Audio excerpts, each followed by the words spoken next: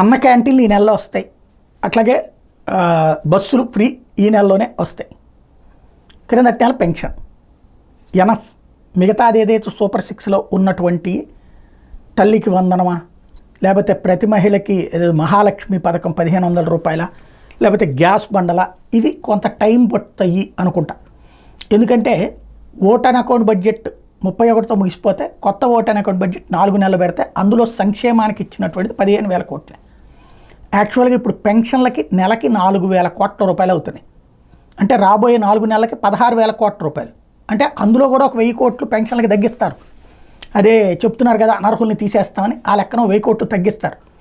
తద్వారా 15,000 కోట్లు ఉట్టి పెన్షన్లకే సరిపోతాయి 4 నెలలు. మిగతా ఏమి ఇస్తారు ఇక అప్పుడు? ఇవ్వాలంటే బడ్జెట్లో డబ్బులు లేకుండా ఎక్కడి నుంచి ఇస్తారు?